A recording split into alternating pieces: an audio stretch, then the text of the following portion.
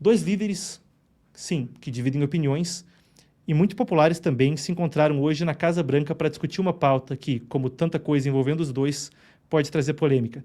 Trump recebeu Nayib Bukele, a gente tem as imagens mais cedo, quando a gente fez a tradução simultânea e fez a cobertura especial dessa coletiva, você acompanhou tudo por aqui. Ele recebeu Nayib Bukele. No radar, a possibilidade de mais deportações de estrangeiros, não só salvadorenhos de volta para lá, mas de criminosos de outras gangues, ou mesmo, segundo Trump, se for legal, criminosos americanos indo cumprir pena não nas cadeias dos Estados Unidos, mas nas cadeias, nas prisões de El Salvador. Nesse segmento, a gente explora, então, as implicações e o que está nas entrelinhas nos encontros, ou no encontro, entre Trump e Bukele, e o que um acordo como esse poderia significar na prática, quais são os entraves legais. Muito bem, vamos lá, vocês estão, então, acompanhando as imagens a meu lado de quando eles se encontraram mais cedo. Recapitulando, a gente tem aqui uma imagem de El Salvador no mapa. É um pequeno país na América Central, que recentemente se tornou manchete por uma série de motivos, mas principalmente pela sua transformação na segurança pública. Essa reunião, em específico, entre Trump e Bukele, aconteceu depois de os Estados Unidos deportarem mais de 200 membros de gangues para El Salvador nas últimas semanas. Durante o encontro, eles falaram sobre a continuidade das deportações e a proposta de terceirização do sistema prisional americano para El Salvador. A gente quer se ater a esse ponto. Todos os deportados até agora são, em maioria, membros, ou pelo menos alegadamente membros, de organizações criminosas latino-americanas, Tren de Aragua, da Venezuela, e o MS-13, que tem raízes com El Salvador. Raízes em El Salvador, melhor dizendo. A gangue começou na Califórnia, mas com cidadãos salvadorenhos que se protegiam, então, de outras gangues, ela escalou por uma organização criminosa em larga escala. Ambas essas organizações foram classificadas como terroristas recentemente por Trump, o que também flexibiliza a forma de como agir quanto a elas. E há planos para exportar os elegíveis para deportação. Lembrando, só brevemente, para fazer um parênteses, a MS-13, que significa Mara Salvatrucha, tem muitos membros salvadorenhos e foi responsável por crimes hediondos nos Estados Unidos. Para o Tren de Aragua, que é uma gangue prisional também, originada em prisões na Venezuela, é a mesma coisa. Crimes hediondos, a gente ficou se discutindo aqui se nesse segmento a gente ia explorar quais são os crimes, decidimos poupar todo mundo, mas coisas as piores que se possa imaginar nos Estados Unidos. Se você imaginou algo muito ruim, provavelmente você acertou. Agora, por que El Salvador como um destino prisional? Porque deportados não só de gangues salvadorenhas, não só cidadãos salvadorenhos, mas também, por exemplo, venezuelanos ou pessoas de outras nacionalidades. Por que El Salvador? A gente vai passar pelos dados. Em 2015, a taxa de homicídios em El Salvador foi de aproximadamente 103 homicídios por 100 mil habitantes, que era a mais alta do mundo na época. O país chegou a ser apelidado a capital dos assassinatos do mundo. Aqui no Brasil, a gente que não vai bem de segurança pública frequentemente pode pensar em algumas cidades aqui, mas era El Salvador em 2015. Quando Nayib Bukele assumiu a presidência em 2019, eram 38 mortes por 100 mil habitantes e em 2023 a taxa foi de apenas 1,7 homicídios por 100 mil. O negócio reduziu exponencialmente. Segundo o próprio Bukele, isso fez o país parar de ser a capital dos assassinatos do mundo para se tornar, então, a cidade ou a nação mais segura do hemisfério ocidental. Até a gente tem aqui essa imagem, a gente pode voltar na tela, Nayib Bukele publicava que El Salvador acabava de ganhar a Estrela de Ouro do Departamento de Estado dos Estados Unidos, foi mudada então a classificação que o Departamento de Estado dá, que é equivalente ao Ministério das Relações Exteriores nos Estados Unidos, colocando El Salvador como um dos países mais seguros, isso é o que essa classificação significa. Isso colocou El Salvador como um destino que tinha capacidade de lidar com linha dura contra a criminalidade. Afinal de contas, foi assim que o presidente Nayib Bukele lidou com a questão, o que chamou a atenção do mundo. Claro, existe um contexto mais amplo quanto a Bukele e um debate quanto a isso, mas aqui a gente foca na relação com os Estados Unidos e a possibilidade de deportações para lá. Esse é um dos possíveis pontos. Uma reforma na forma como se lida com a criminalidade e uma linha dura com presídios mais e mais controlados ajudou El Salvador a alcançar esses números. Isso tornou esse destino, e o bom relacionamento, claro, entre Trump e Bukele, isso tornou esse destino algo como uma possibilidade de aliviar os custos nas prisões dos Estados Unidos. E esse é o ponto que a gente trata adiante. a gente explora El Salvador como um destino a partir da perspectiva do quanto custa o sistema prisional americano, que é sim muito caro.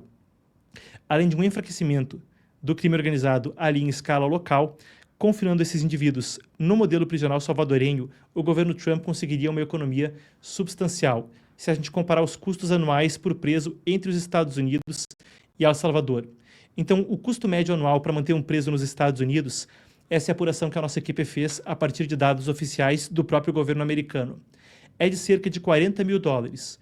Isso varia de acordo com o estado. Na Califórnia, a gente teve relatos de que anualmente chegava a $133 mil, segundo dados oficiais. R$500 mil, ou bem mais de R$500 mil por um preso na Califórnia anualmente. Como a gente disse, varia de acordo com o estado, mas a gente tem aqui outro exemplo, uma prisão de segurança máxima como a ADX Florence. O custo mensal pode chegar a $8.300, chegando a quase $100 mil por ano. Vai aí questão não só das instalações, mas de saúde, o custo da segurança, de manter a coisa funcionando, segurança de entrada e saída, protocolos, burocracia e por aí vai. Os dados oficiais do governo americano dão esses números. Mas agora a gente traz na tela imagens da prisão em El Salvador e dos presos deportados. E lá eles estão indo para o Centro de Confinamento do Terrorismo, ou CECOT. Essa prisão tem segurança máxima e algumas das regras mais rígidas que se possa imaginar. Mas lá, conforme a segurança é maior, os custos são bem menores. O acordado pelos governos de Trump e Bukele é que os Estados Unidos paguem a El Salvador $20 mil por preso ao ano.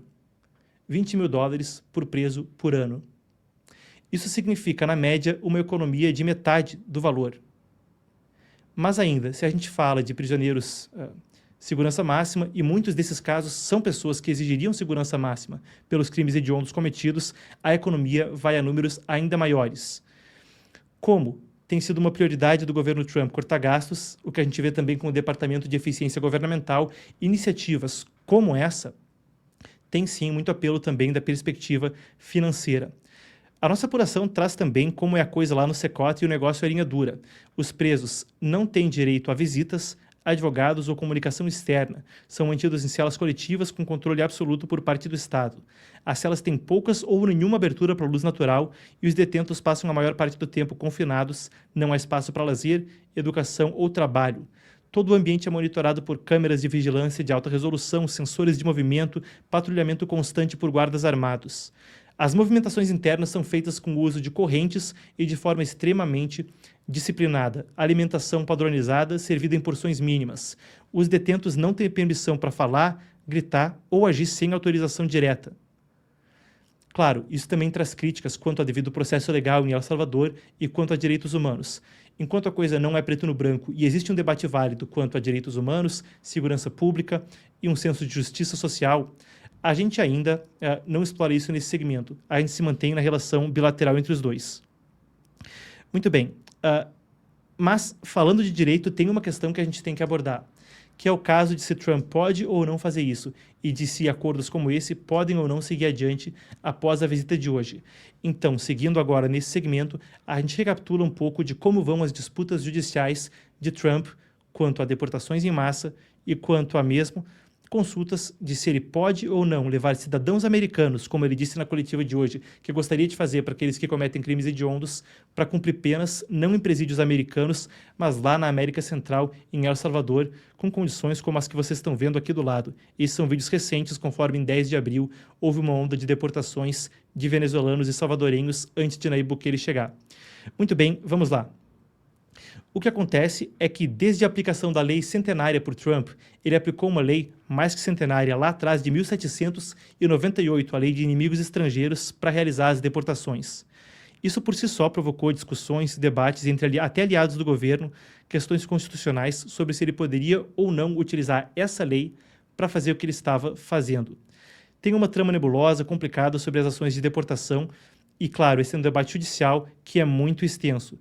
Mas o fato é contestado pela Justiça, apesar de ter tido algumas vitórias já, isso ainda aguarda uma resolução na última instância na Suprema Corte quanto a se ele pode ou não prosseguir da forma como ele tem prosseguido em todos os casos. Isso sem nem falar a questão de presos americanos sendo levados para lá.